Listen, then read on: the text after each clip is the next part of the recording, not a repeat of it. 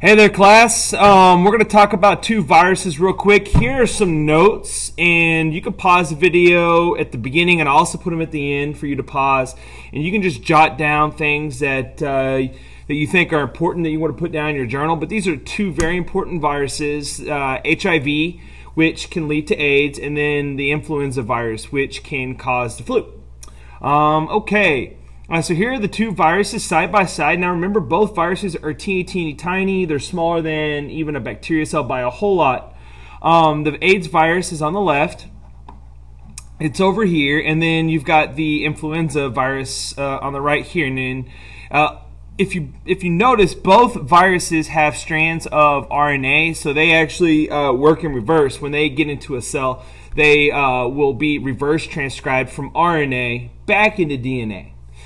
But they attack different types of cells, and they attack them in different ways, and so we're going to look at that today.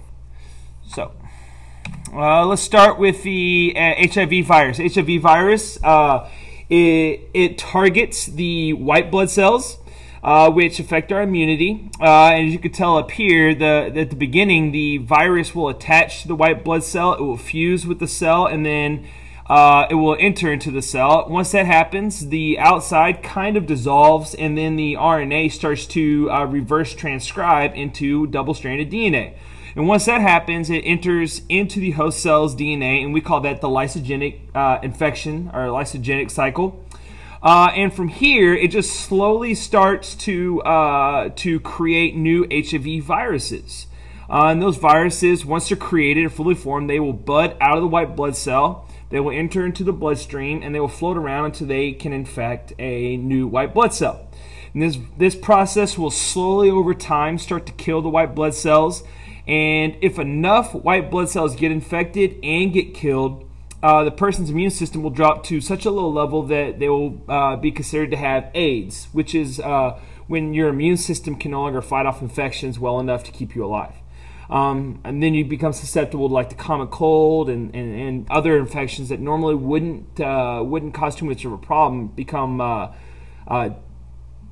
basically a matter of life and death. That's HIV. And the infection for HIV and before you get to AIDS usually lasts 5 to 7 years. So it's a slow-acting virus, but deadly nonetheless. On the other hand, you've got the the influenza virus, which works in a similar way. It starts out with RNA, but rather than entering into the host cell's DNA in the lysogenic cycle, it doesn't do that. Once it is reverse transcribed into DNA, the virus will then go into the lytic cycle and will immediately begin producing massive amounts of viruses and will kill the cell in the process. This particular virus, rather than attacking the white blood cells, will attack the cells that line the lungs and also the stomach, and so you'll see different symptoms. And where with HIV, that virus is transmitted through blood and through other body fluids. The influenza virus can actually be transported through spit particles or contact with infected particles in the air, including saliva. A lot easier disease to catch. That guy you see right there sneezing, if he has the flu, then the flu virus it will be entering into the air. And if you breathe in any of those particles, you could become infected with the flu virus too. The flu virus, while the onset is about 2 days, once you get infected, you start feeling the symptoms. It doesn't last nearly as long, anywhere from 5 to 7 days. Because of the process of reverse transcription, it opens up the door for a lot of mutations. So you'll see that flu viruses in particular will mutate quite rapidly, and so there's lots and lots of strains of the influenza virus that are around.